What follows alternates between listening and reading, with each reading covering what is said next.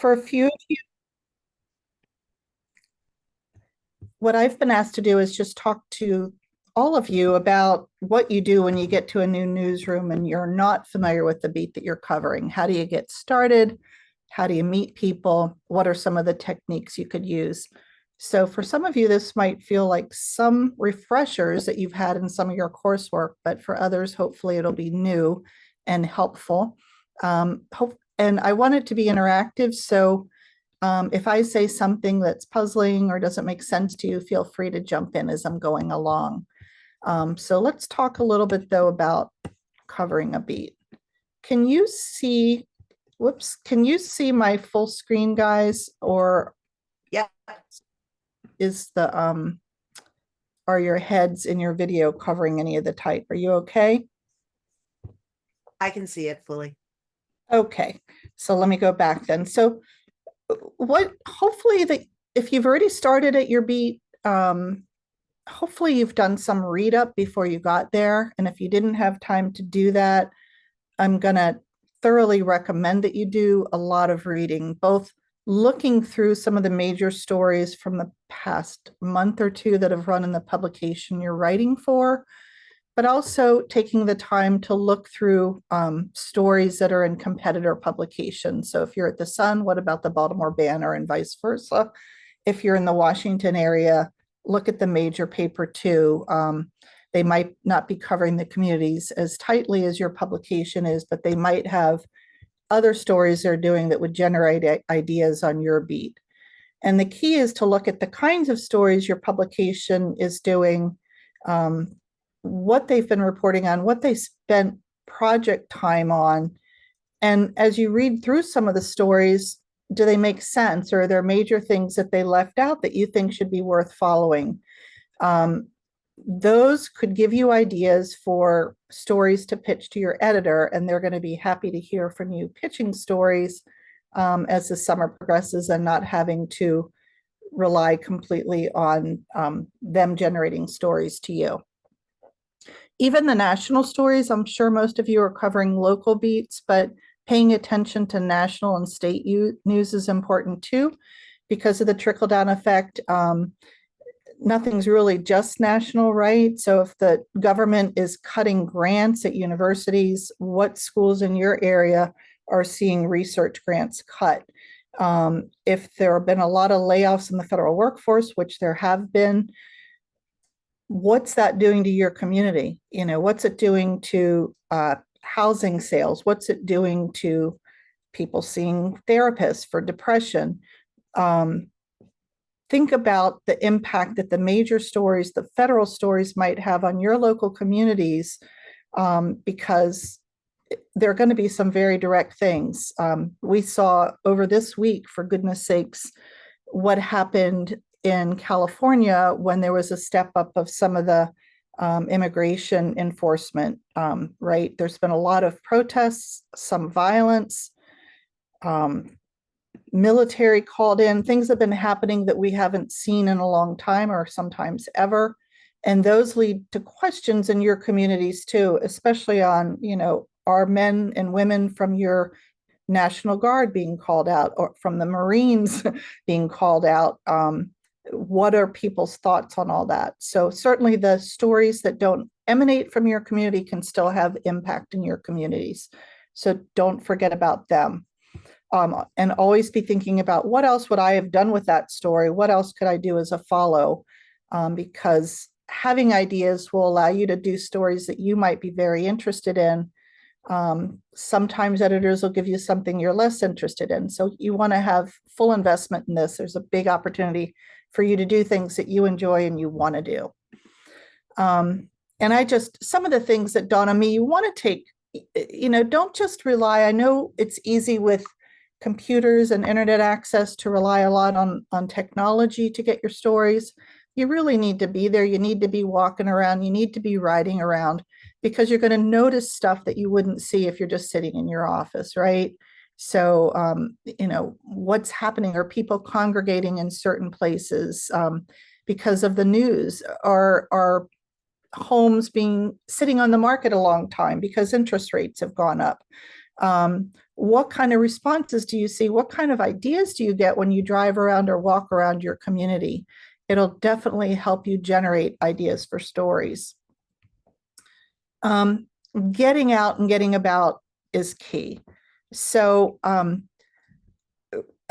lot of our students cover either state or federal government when they're here in our capstones. And we always say, go to meetings even when you're not required to cover meetings. You know, that might sound boring. And especially also, even if the meeting is on Zoom, don't just rely on Zoom to watch the meeting.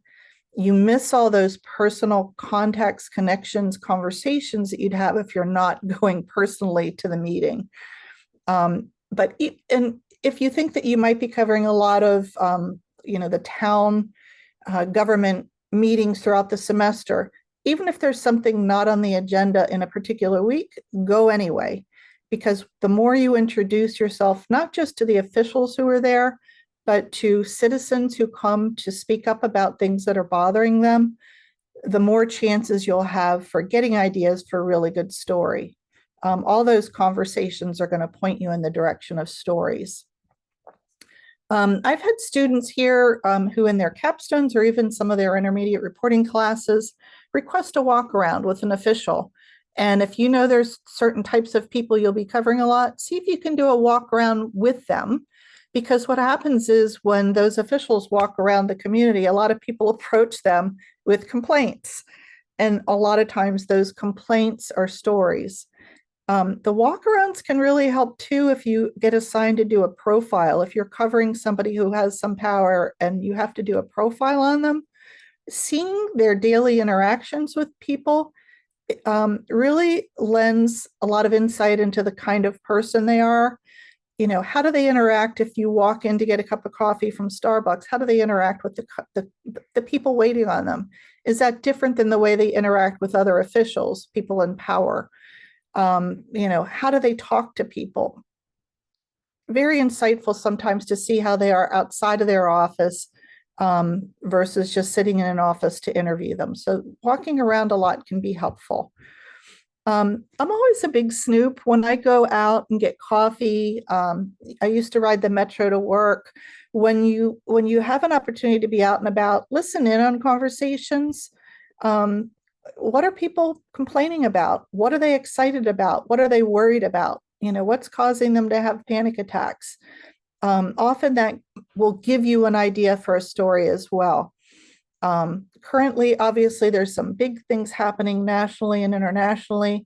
Is that what they're talking about? Or are they talking about, the store down the street that closed after 20 years of serving the community? Certainly the wars in Ukraine and Gaza have a lot of people on edge, but those aren't the only stories. I would be interested in what the comments are in the community from this week's actions with the National Guard and the Marines being called in, because especially the Marines having a military units called in to police Americans is highly unusual, and even calling in a National Guard without the request from the governor is unusual. So do people in your community have something to say about that? Are they worried that that might happen here in Maryland or Delaware as well? And probably in your communities, there are going to be some of these sort of counter parades this weekend, counter protests in response to what's going on in Washington with the anniversary of the Army, which happens to fall on the president's birthday. So you might be assigned to go cover some of those protests. Think about, is there advanced legwork that you can do in finding people to hook up with once you get there so that you're not just sort of randomly talking to people. Sometimes civics groups, I know there are some going on, groups in this area near our campus that are coordinating people to go either to walk through Prince George's County or into DC. So try to get with some of those clusters of people because it'll make a more interesting story, doing that legwork in advance. I'm a strong believer in once you start going out and meeting people, finding people that you think might be useful more than once or even just once in your story, putting them on a spreadsheet. because it does a lot of things for you. So we do that in one of our reporting classes where we have students use a Google or Excel spreadsheet, and they'll not only list names and phone numbers and email addresses for folks, but they'll also list social media handles, titles. This might sound a little weird, but we ask them to put demographic information down if they can assess it. Not just race, but also gender, if they can get that. Also, if they know anything about their economic status, religion, all of those things are useful, because what you want to do as a reporter when you're covering an area, covering a beat, is to be providing information that that community wants and reflecting what that community would find helpful. And so sometimes we get so caught up with covering a certain kind of people. If you're assigned to cover a government body, or if you're assigned to cover a bunch of business folks, are all your sources looking the same? Are they all the same color? Are they all men? Are they all people of higher economic status? If they are, you might think about how you might go about finding people that represent different concerns in the community. And sometimes that's, reaching out to civics groups. Sometimes it's looking to see what are some of the advocacy groups that help people who have usually a less of an ear with reporters. But make an effort to do that. And having that spreadsheet will not only help you the next time you need to get back and talk to them, but it'll help you to look at what you're doing as you're doing it, reflecting every week, like, who did I talk to this week? Who would have been better to talk to? Who might have been a little more interesting and not the same person that we go to all the time? There used to be a running joke. I used to cover politics in Washington, and every other political story you'd see Larry Sabato, who's a University of Virginia professor, was in that story. And if that's happening, if you see the same person getting pulled from your files, pulled from your digital files, you're not doing enough. You need to reach out and see beyond that one or two or three or five people. So doing the spreadsheet, I strongly recommend it. And also make sure that you're listing some of their social media contacts on there. Are they on X a lot? Are they on Instagram? What are they using? Or are they on LinkedIn? Because they should be, if they're a public figure, they're likely posting a lot. And what they post could also lead to stories, and also give you, sometimes those are public quotes they're putting out there. You might have noticed that what Trump posts on social media is used a lot of times in the stories about him. And that can be the same, they're probably different kinds of quotes from your sources, but they can be helpful even if they're out there on social media. Make sure that you use the phone and not just your typing with your fingers to talk to people, but do leverage social media as well to let the community know that you're there. I'm Chris Harvey. I'm with the Annapolis Capitol. I'm covering education this summer. DM me if you have some ideas, right? Just putting that out there. Many of our students have done that both for their jobs and for their internships, and had really good feedback, really good conversations that way, by just sort of starting a conversation on social to sort of spark the community that you're interested in talking to them, right? It's not just a one-way street. And do walk around too. One of my former colleagues, who was a criminal justice reporter in Washington, said that he would always start the day by driving by the main police station in Washington, the Metropolitan Police Department. It was a time where a lot of people smoked, and out on the steps, he'd find a lot of sources that might not be the public information officer or the chief of police, right? You don't want to just rely on the PIO when you're doing stories. You want to find other people who have big roles to play, but aren't the ones that the department tries to steer you to all the time. And so making an effort to go out and, go to the building once in a while where they are. If there are spots that they hang out right outside the building, in Upper Marlboro, when I covered county government a long while ago, there's one bar, one restaurant right near the courthouse where you could find a slew of lawyers and judges all the time. In Annapolis, when I was covering the State House, there was a restaurant there that governors would go to early in the morning. So some of those spots can be great for you if you're having trouble reaching somebody on the phone. Actually going to somewhere they might be at 7 a.m. Is worth your time getting up early and going to see if they're there and get your question answered right away. So think outside the box a little bit too. It's not just always, going to where they work. Where do they hang out is the other place you can get them. And also, if you're if you're covering police, going out when something major happens is key. I remember going a ways back to a conference, and there was a police reporter for the Miami Herald who's written wonderful books. One of them was A Corpse Had a Familiar Face. And she talked about, she had it, her what she followed was she always wanted to be out there. If there was a murder, she was there. No matter who was killed, she went. And so what happened by her doing that, the homicide detectives all got to know her, and the homicide detectives all got to respect her. And when she needed to talk to them, the PIO will try to steer, the public information officer may steer you away from that. Knowing them personally, having them see you, having them respect your work ethic.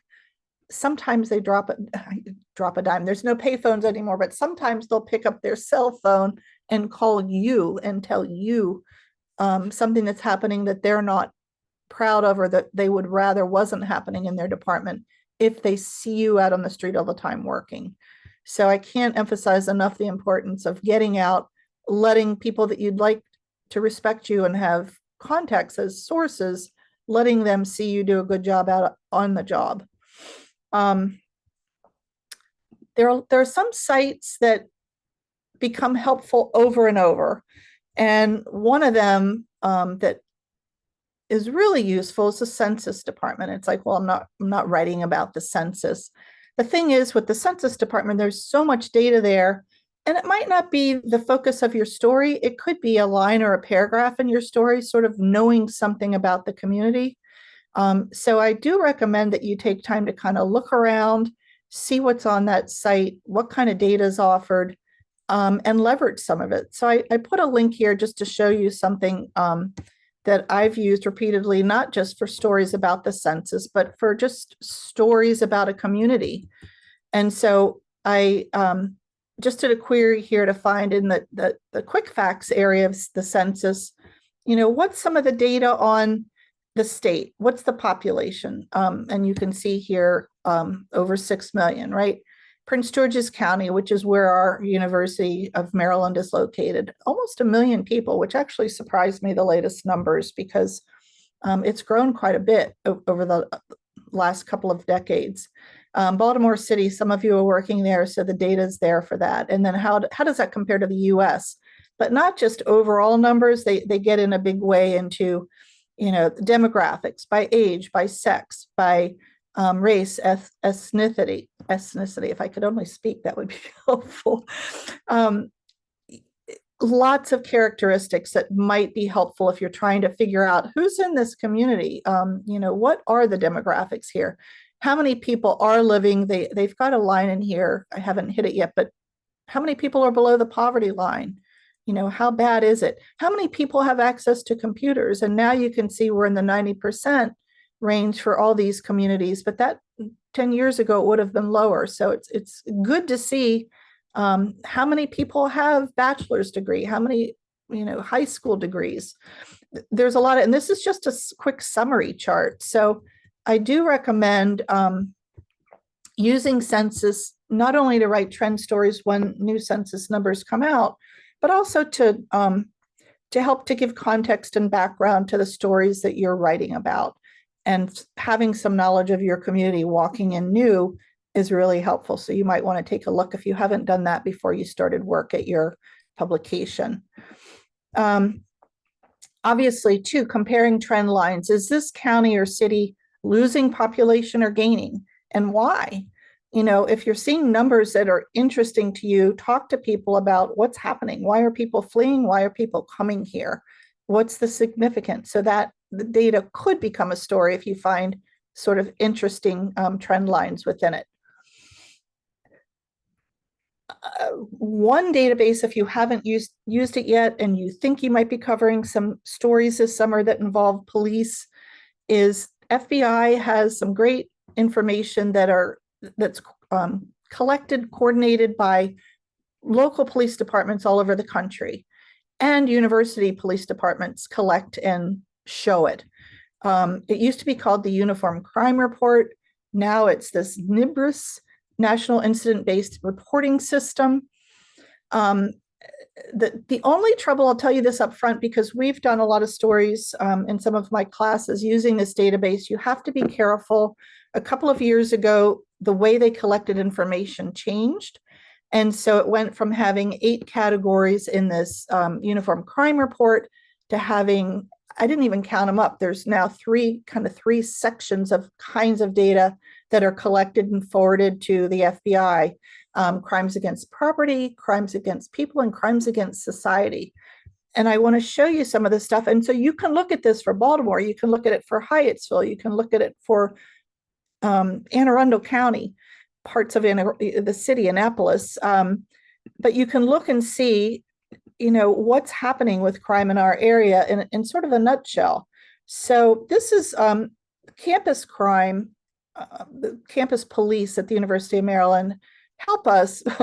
They know that our students, especially from the Diamondback and the campus publications, but even in their classes, are often looking through the data.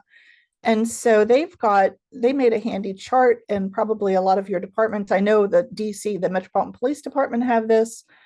Probably some of your local ones have done this too, where they summarize the data for you. It couldn't be much prettier, right? So from 2012 to 2022, the university would have this 10-year spreadsheet for the campus showing, here's the 8 big areas of crime that we send to the police department. We're following FBI definitions for these crimes.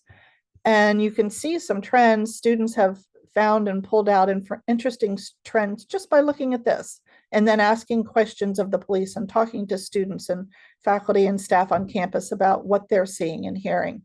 But what do you see, guys? Does anybody want to jump out? If you look at this trend line, and I'm going to show you some of the newer data and how it compares in a minute, but what do you see here that if you were a reporter and you had access to the chief or the public information officer today, what might you ask him about?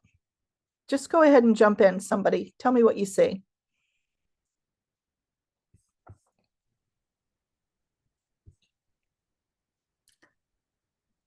Okay, you're going to make me pick on somebody. Come on, do it. Could you repeat your question? Sure. So look at this chart here. This is a 10-year trend line of crime data that the campus at the University of Maryland gave to the FBI. I'll show you some newer Actually, data. I think, yeah, we we're can't see the still seeing data. the slide. Yeah. Oh, Yeah, we're just seeing the slide. We can't really click on the link. So I was like, what would I say on that? I'm like, well, it looks intriguing, but okay. oh, okay. So it didn't come up for you when I clicked it. Right. Maybe you're sharing your deck and not your total screen. Okay. All right. Well,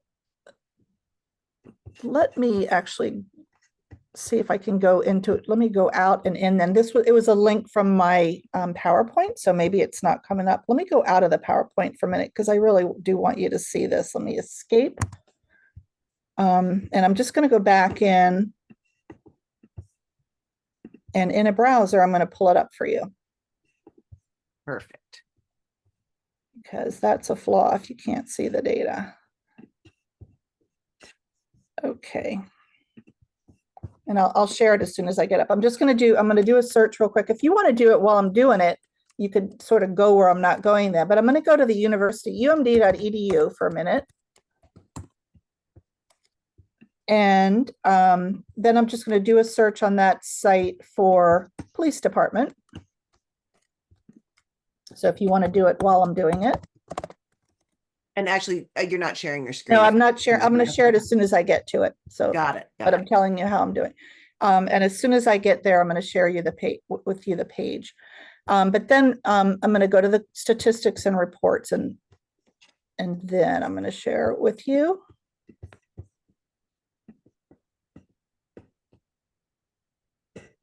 Okay.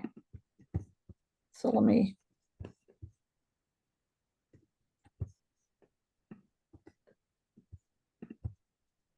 go back in and share.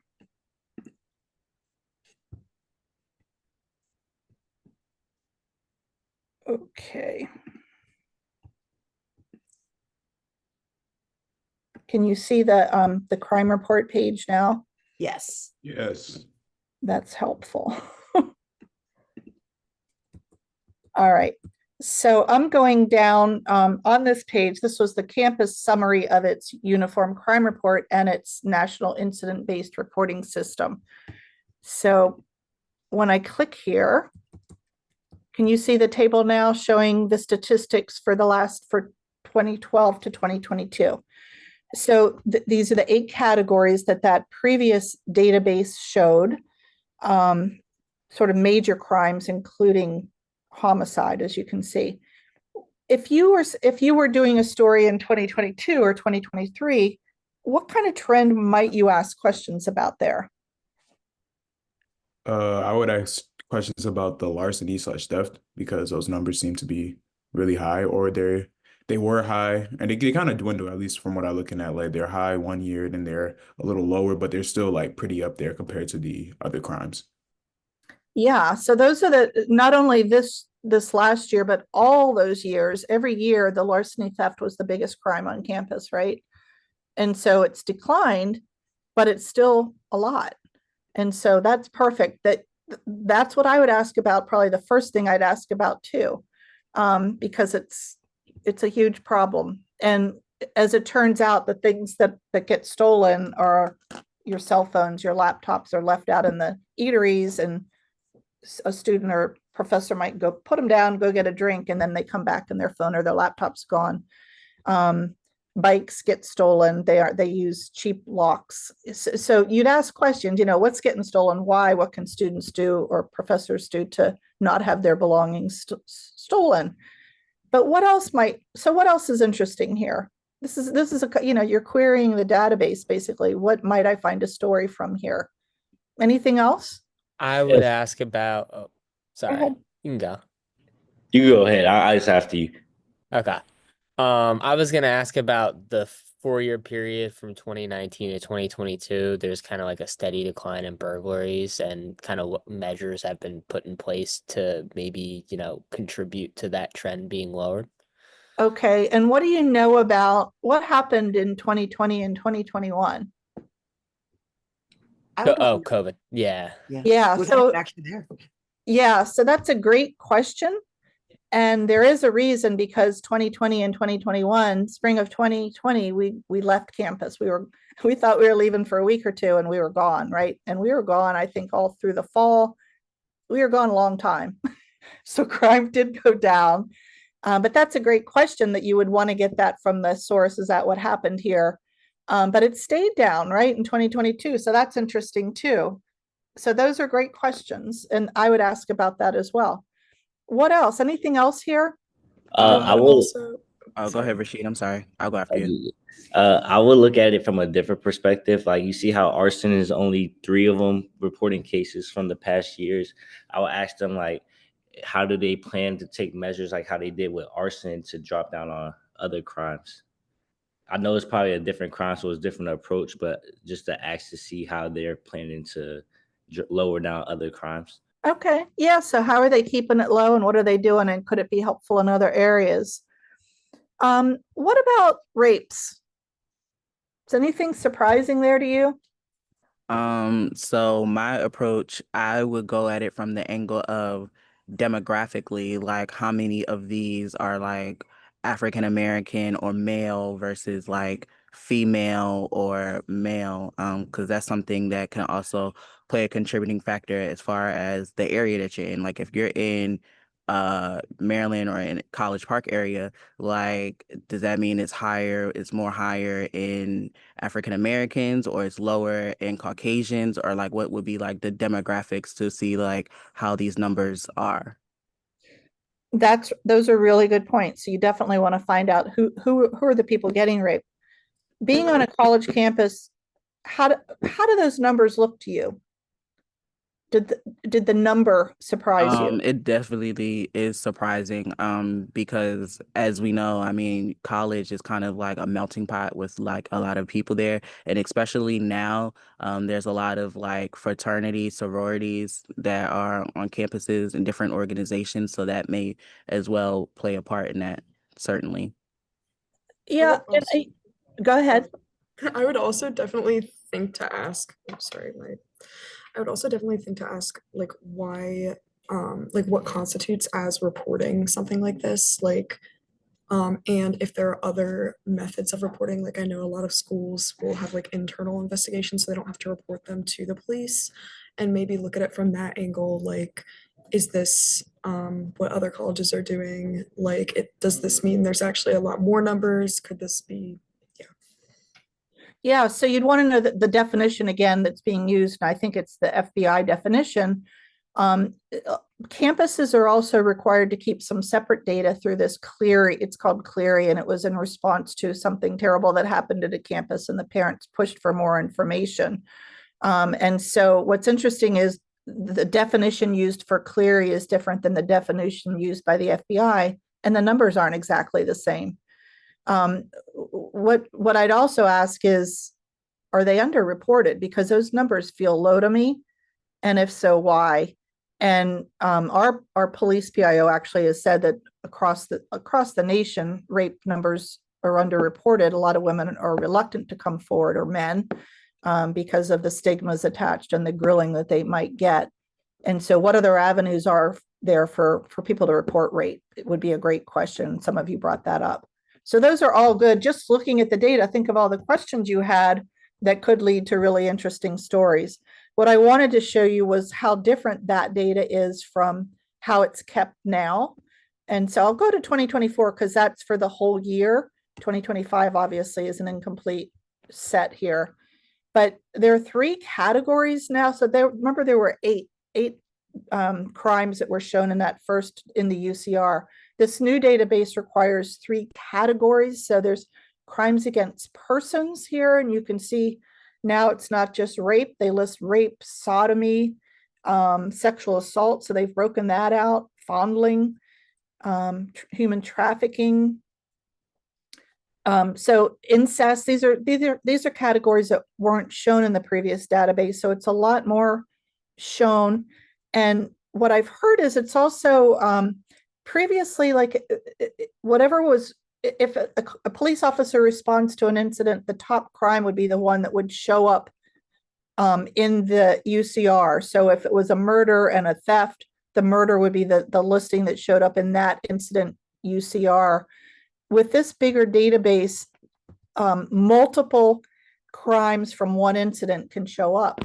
And so what you have to, so if there was a murder and a theft, they would both show up as being listed here in the number and the count. So you have to be careful if you are doing a trend story that crosses from one database into the next. So on campus, we saw through 2022 where they were using the UCR still. And then the last 3 years, they've been using this expanded database. You have to be careful because you're not comparing apples to apples. And you have to say that in your story.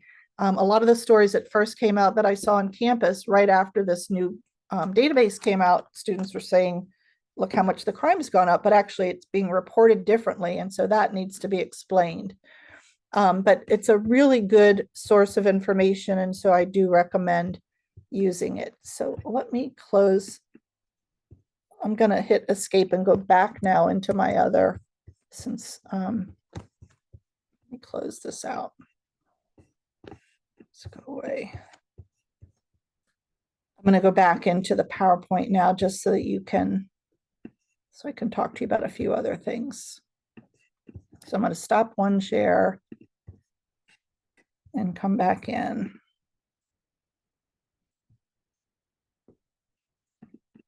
Okay.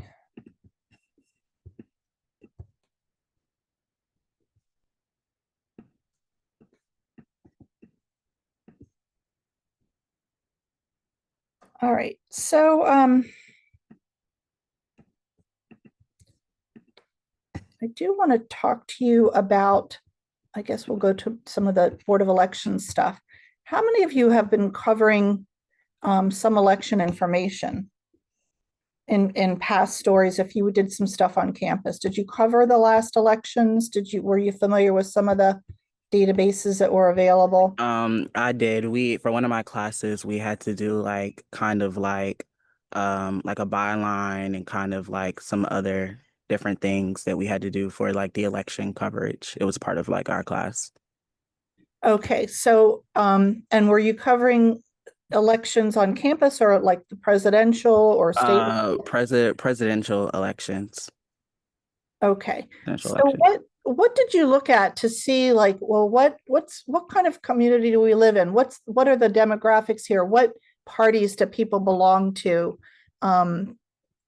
Where did you look for that?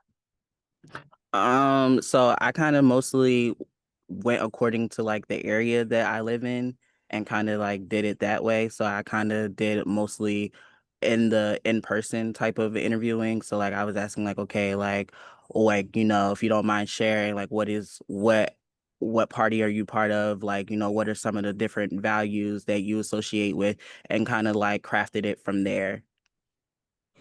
Okay.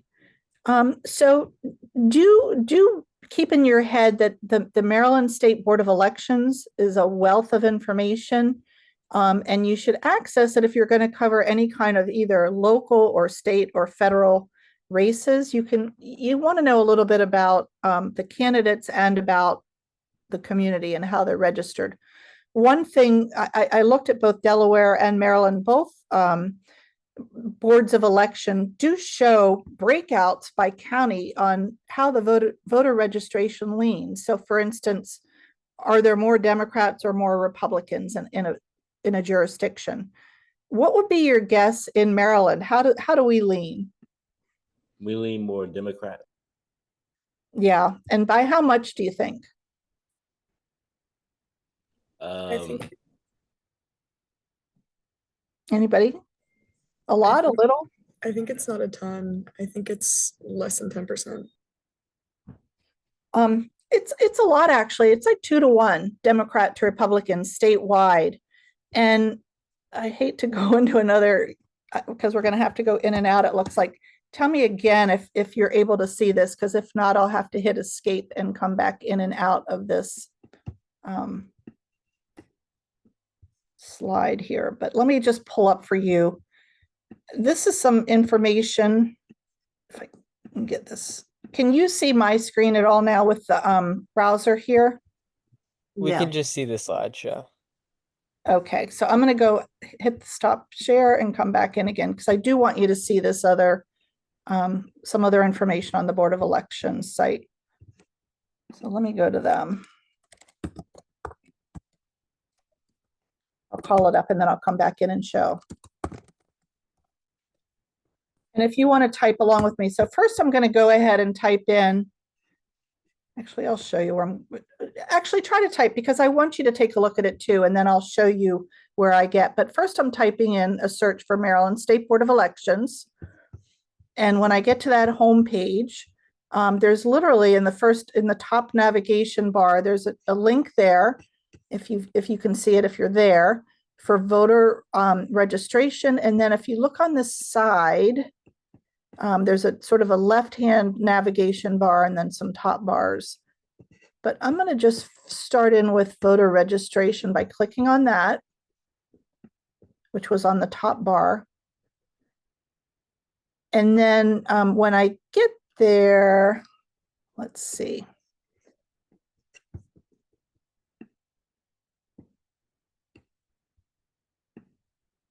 I'm going slower with this today. What we want to do is look for voter registration statistics. And I'm going to go back to my slideshow and get that URL since I'm blanking on this.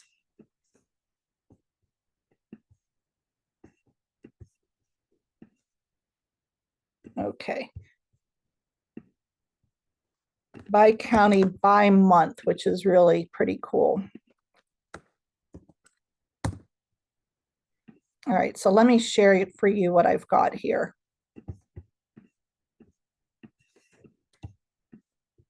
Hang on.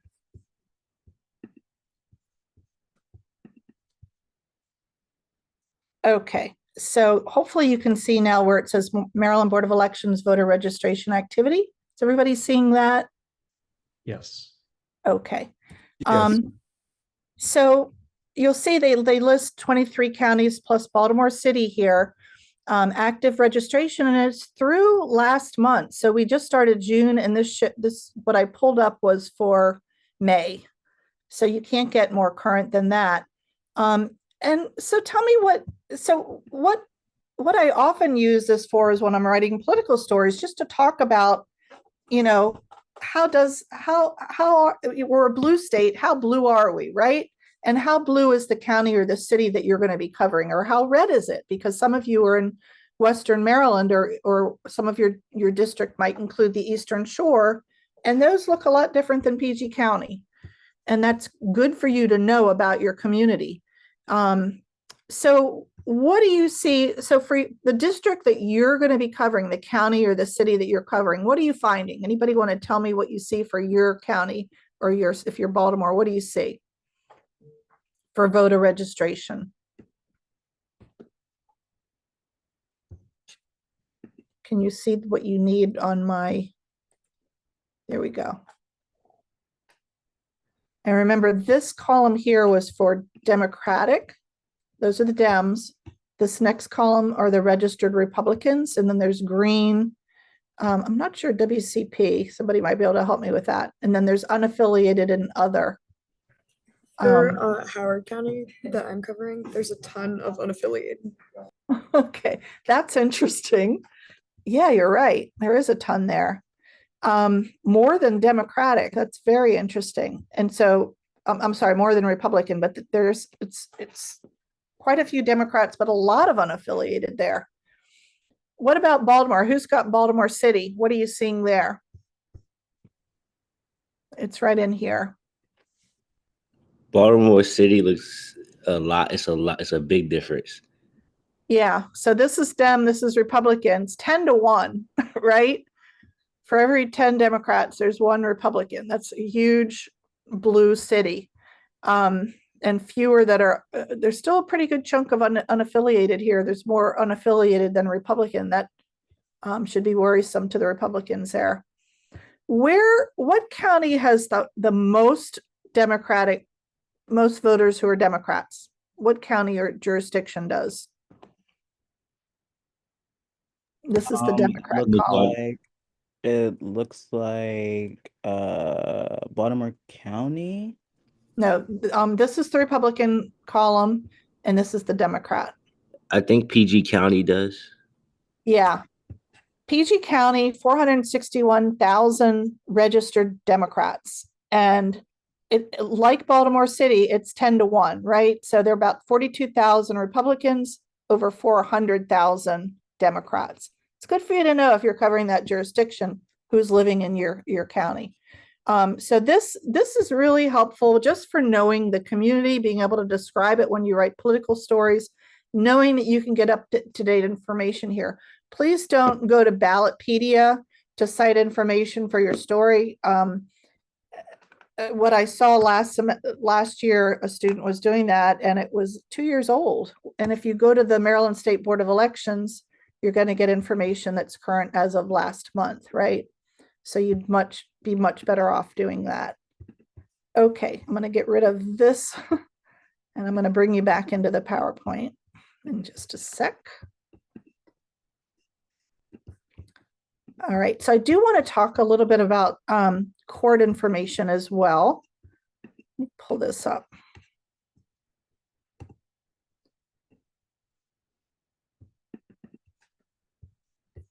And we'll just move away from this. Okay. So, have any of you covered anything in the courthouse yet, either as a student or I know you're just starting with your internships, but have you been into the courthouses yet? I've been a few times, not to write the story myself, but just to go with another reporter and help her take notes and kind of get used to the court cases. So I sat in on a bail hearing and a sentencing. That's terrific. What what do you want to share with your colleagues here? What struck you when you were in the courthouse? What was like, what? And what would be really helpful for them to know about finding their way around? I think one thing is it's beneficial to familiarize yourself with the legal jargon. So I'm lucky in that I've taken a law course, so some of the vocabulary I already know, but they'll throw out terms like probation before judgment or an Alford plea. And like, if you don't know what that is, it can be a bit confusing. So I think it's probably a good thing to familiarize yourself with that. And it's also good to note that sometimes you're sitting there for a while, like the sentencing hearing that we went to go see, it was the last item on the docket. So we were there for about an hour and a half before we even got to the case that we wanted to hear.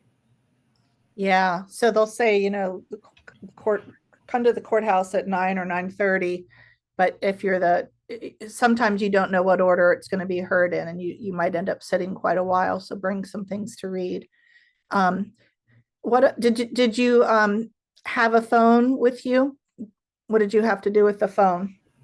You had to have it on silent, and it can't be out in the courtroom. Yeah.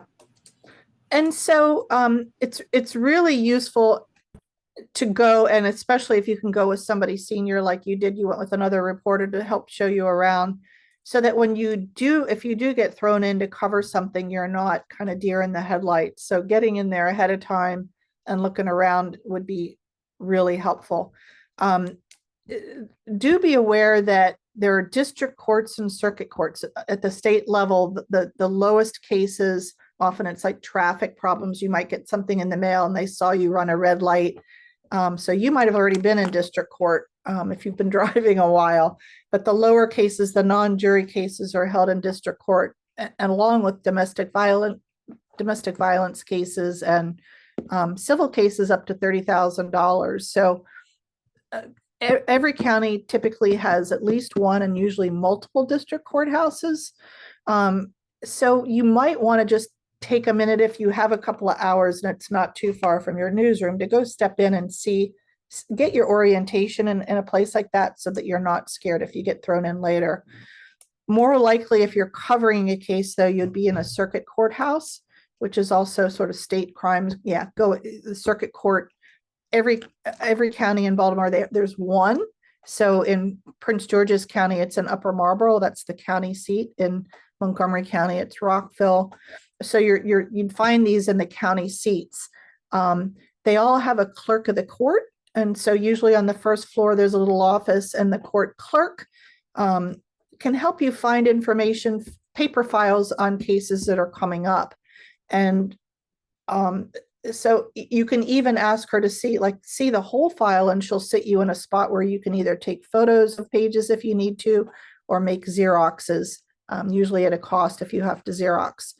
But those files are much more in depth than what you would find online, but it's good to know that you can find some basic information on the states. Both Delaware and Maryland have online court searches that you can access to get a start, to get a sense of, if somebody's arrested, usually we hop on to say, do they have a background there, or have they been in court before for other cases?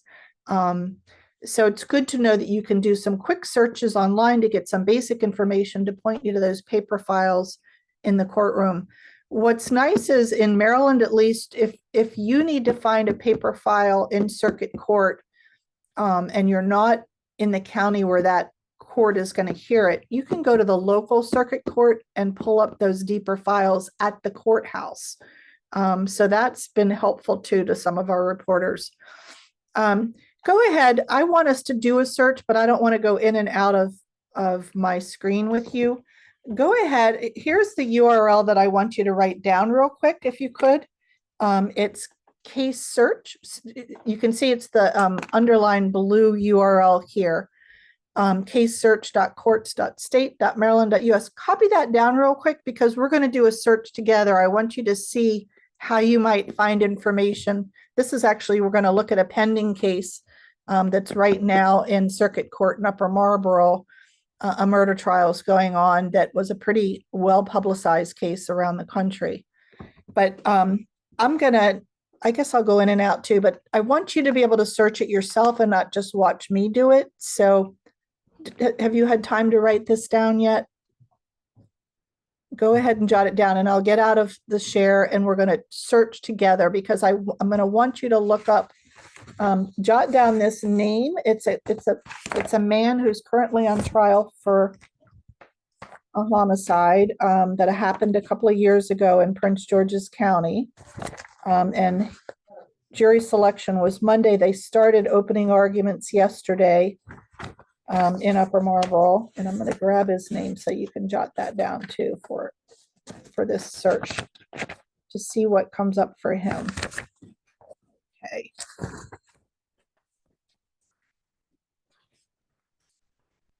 All right, so his full name is Harold Francis Landon. It's Francis with CIS and Landon, Landon.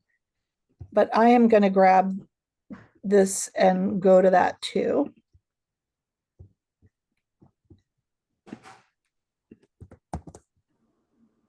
I got a question. Yep. It's asking me for the case number. So there's two ways you can do it, and I'm going to show you both. And I want you to see that you can find it by the name too. So let me type it in, and I'm going to catch up with you. And Chris, What do you while everyone's catching up, like case search, because of so many expungement bills that have gone through at least the Maryland legislature, just recognize that cases can be expunged and you don't have, it's not the full history. Like I do feel like there's gaps in the record. So just be aware of that. Yeah, that's good. And that's why it does help too to go to the courthouses too. All right, but so I'm going to share my screen and give you what I'm going to do here. I'm on a little screen. Do you happen to know like the date, because it's giving me like multiple? Yeah, I want you to see the multiples first. So, all right, let me pull in here too.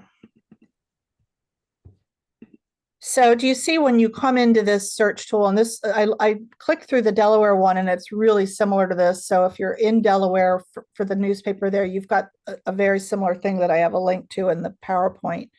But the case search comes up first, but there's party search, and that means name. So I've given you the name, and I'm going to click on that because you can find it that way too. So his name was Harold Francis Landon. And so, you know, you look at this and you say, whoa, right? What is this? So the thing to be aware of, first of all, is not everybody here might be the one you want, right? Immediately look and see date of birth. And ours was Harold Francis Landon. And the case that the murder case started in 2023, so 2 years ago. And you'll see there is a criminal indictment there. I was going to say, look for the criminal indictment, but I'm pointing you to it. It was the third link here, State of Maryland versus Harold Landon. I'll go ahead and click on that so you can see it's pretty light what comes up. But again, you've got the case number now. If you didn't have it before, you've got it just by seeing this here. And you get some basic information that'll be helpful if you're going to cover it, knowing who the prosecutor and the defense attorney is, knowing a little bit about this person that you're going to cover. So filing date, right? So you can come down and start to see some very basic information that would be helpful for covering. They've got his sex. His height isn't listed on this one. I clicked through some other ones, and some did give a height. Whoops, yeah. Attorney for the defendant is listed here. So now you know the name of his lawyer if you didn't have that earlier. This was a major case. The woman he killed was a teacher in Prince George's County, and he dismembered her. And so it was a pretty horrific, any murder is horrific, but this one was particularly pretty awful. And so it's getting coverage. I'll show you, there's a bunch of links that I showed you some of the coverage it's gotten already on one of the next slides, but you've got the fact the state's attorney's here. And what's unusual, usually an assistant prosecutor, assistant state's attorney might be the one that you'd see in court. They're listing here the state's attorney, the elected official is listed here, and I wouldn't be surprised if she, was involved in some of the steps of this, because it was a big case. And so you can see, even on just this one case, and this particular man also had other crimes that came up that were him. But you can see this is sort of a track record of what's happened with this over the last 2 years. The initial appearance in court in October there. Some of the other steps, some things have been closed, some things have been sort of continued. So they were supposed to happen, but they didn't happen that day. But you can see now, when you get down into 2025, we're in June, and yes, they were in court yesterday. I looked, and there was coverage on Fox, actually, with Brad Bell, who's been a reporter. I knew him from the State House when I was a reporter. He's been covering this region for a long time. But good way to get the basics here, to know a little bit about what's happened, what's going to happen, the courtroom number, what courthouse, right? And to start making some calls, and then going to the courthouse to get additional information. And if you were really going to cover this, you'd be at the courthouse now for this case. But this was a good start in finding some basic information. Yeah, and then you can see, if you look just by that birthday for him, it was so the open case, the indictment. So he was 1990, August of 1990, right, for the birthday. So some of these earlier people with the similar name were not him. So you have to be careful if you're going to write background on a person, that you're actually looking at the right person when you're going through the records. So that hopefully will be helpful. And I'm going to go back into the PowerPoint, because that had a link also. And I'll send you to the full PowerPoint, so you can get these links and not just be aware that this thing exists. Let me just get to the right page and pull back in for you. But there is a link on there as well to Delaware and what they've got for their search tool. Okay. I went and looked yesterday just to see what had happened. There's the Delaware link for those of you who are reporting from Delaware. You can click in and use it. It'll give you a similar interface to what you just saw in Maryland for finding some case numbers.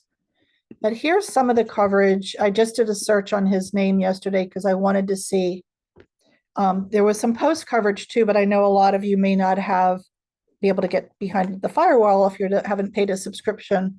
These were links to stories from TV stations in Baltimore and Washington.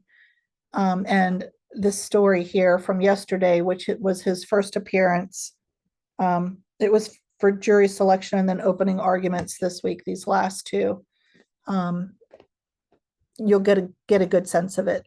But so, coverage, the TV stations covered the arrest, denial of bail, the indictment, where they said, yes, this should move forward to trial, jury selection, which is when the defense and the prosecutor are able to decide whether or not they think that certain people should be excluded from sitting on this trial because they might have biases or other problems that would come up in them being fair in their deliberations. And now we're at the opening arguments. And I'm sure that the calendar had showed that it'll probably run into next week. So it might not be that the TV stations cover this every day, but they'll cover some of the high points from both sides, and then probably when the decision comes down. What if you were in there today or yesterday, what kind of stuff might you look for if you're in the courtroom? What would you be wanting to see, and what would you be reporting in your story along with what's said? What other things do you see when you read crime stories, and what might you want to include?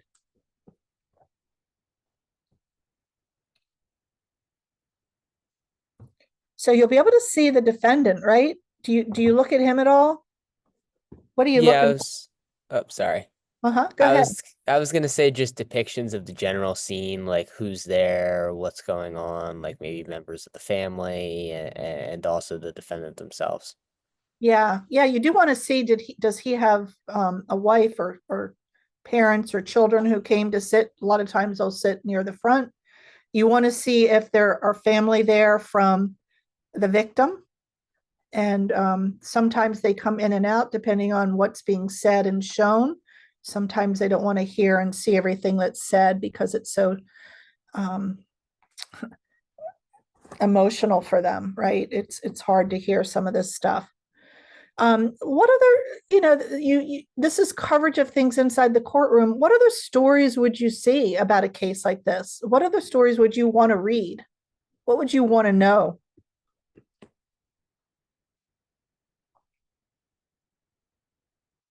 So one of the stories I saw was People Magazine. What do you think People Magazine would be writing about for this case?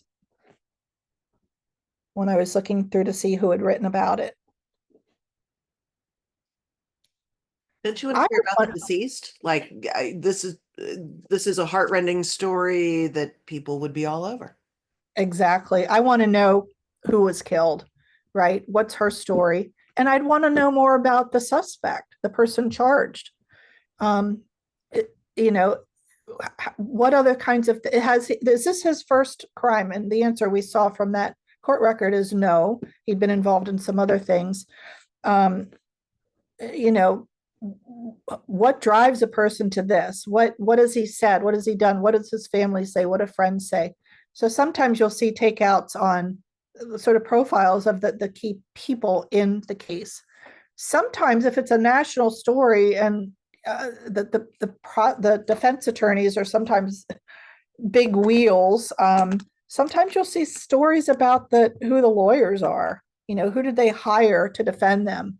That the guy in New York, was it Maggione, who was arrested for the case involving the health insurance executive. There was some big money being thrown for help for him, and you might want to know, well, who's he hiring to represent him? Who's the family hiring? So think about, not just jumping into a case, but also who else do you want to talk to? And remember that those court records are useful for lots of kinds of cases. We've used it. Our local news network, Jerry Zaremski, is the editor of that, and he's been using student talent to write stories that are published all over the state. And one of the big projects was just looking at candidates for office, for public office. We searched court records on all of them. And if you were a Maryland student, you might have been involved in this project. Several of my students in the graduate class were involved too. And one of the stories published here was one of hers. But they found all kinds of stuff in the candidates, and people should know that people that they're going to elect to public office, if they have a track record in crime, that's something that they probably want to know.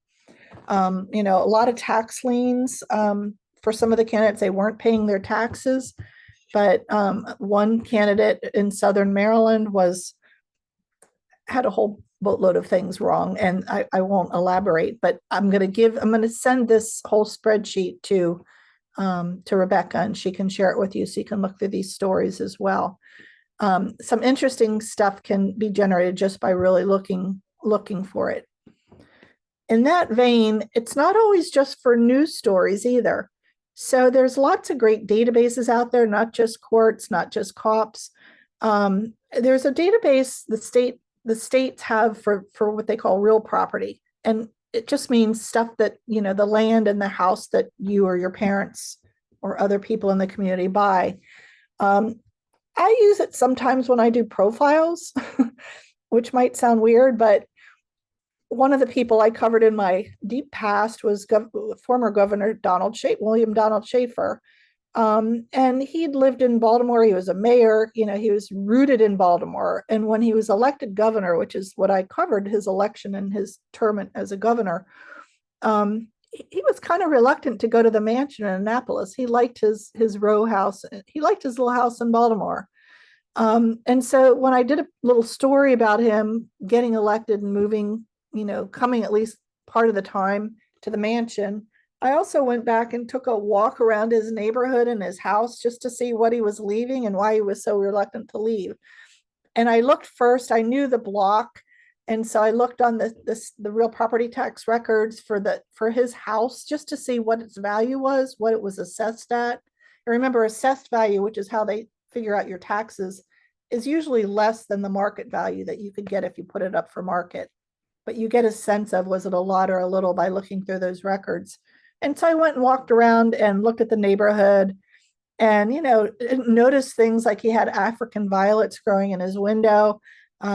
Noticed even though he wasn't there, he was at the mansion that day. The state trooper was still parked really near his house, keeping a watch on the house.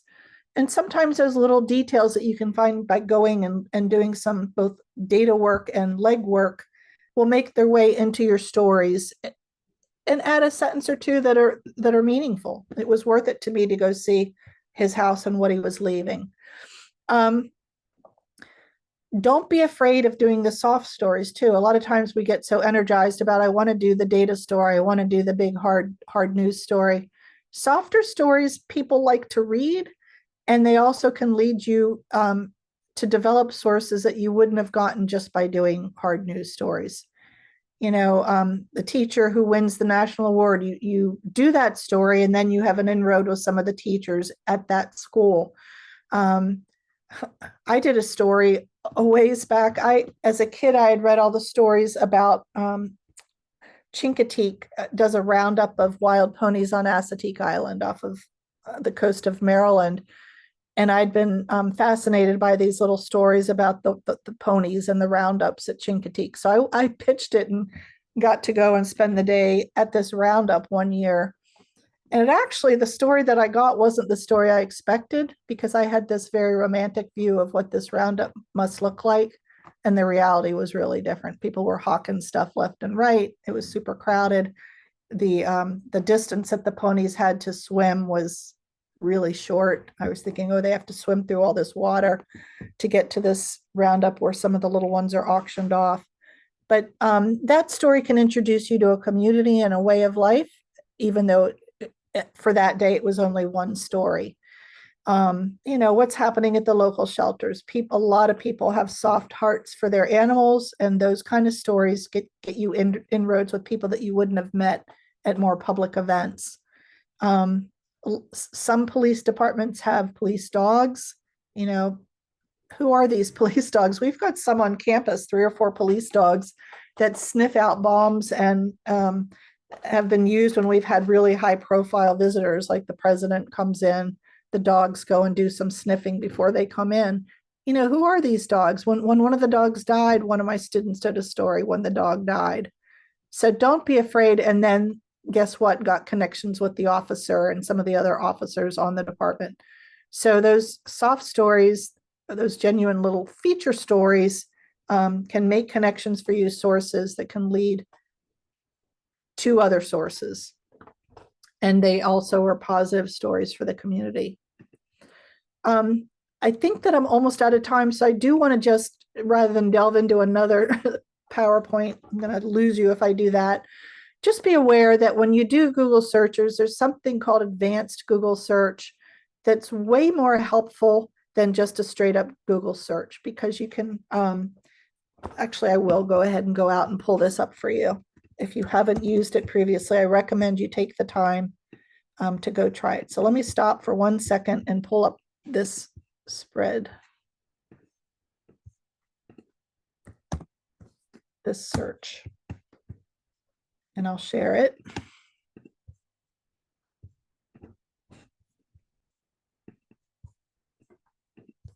All right. So this is a search box. This is what it looks like for advanced search. And you'll see there's a lot more choices here than just typing in 3 words at the top of the Google box, which you normally get. I'm going to do a silly one because it's the end of the talk and I want to have something bright and cheerful on the page for you. But you can type in a couple of words or an exact phrase and have it do a search, and you can tell it, use all these words. Where does it appear? That kind of thing. So I'm just going to type in Wire Fox Terrier, which is a dog that I had for 14 years. You can tell it, none of these words, like if you knew something was going to, if you wanted to look for Apple Studios in London and you typed in Apple, you're probably going to get the fruit, right? So you can tell it not this, but this. And then you can come down and tell it, what language are we looking in? Is it English or something else? I'm going to leave any language for now. You can say, oh, what region are there likely to be published stories from there? This dog is from the UK. So I'm going to go ahead and look for, just to be different, look for the United Kingdom here. Oops. There it is. You can tell it, this kind of site and not that. So I could have restricted this to a certain domain. I could say only search .gov sites, which are US government sites, or I could have said .mil for US military. I'm going to leave that open for now to see what comes up. And you could say, I only want the term in the headline or somewhere else on the page, right? You could tell it what format. So if I knew it was a spreadsheet, you can tell it that. If I knew it was on a PDF, you can designate that, or a doc. I'll leave it wide open again. But also, if you were writing for a campus publication that didn't have a lot of money and you wanted to be able to use some of the images that come up, you can tell it, hey, I want to look at things that don't have copyright restrictions on it, right? So you could leave it anything, or you could say, okay, free to use, share, or modify even commercially. It's probably public domain then. So you'd click on that to get images that might be available for republishing. So be aware that that can help you if you're looking for images for your story. But I'm going to leave that open too and just click advanced search. And here's the dog. Mine was not trimmed like this. Mine looked more scruffy. But, and these are what comes up if you see here in the URLs they're all sites from UK, right? So I asked it to search the UK, and that's what it pulled up for me. So things that were emanating from here, not coming up. But that's why it's useful. You can really designate very specific markers when you're doing a search here. If you need something very specific, or you're looking for images to use, I'd recommend going to advanced search. And I think that's a good place to stop. I think so too. I'm going to stop our recording. Bear with me for just a moment.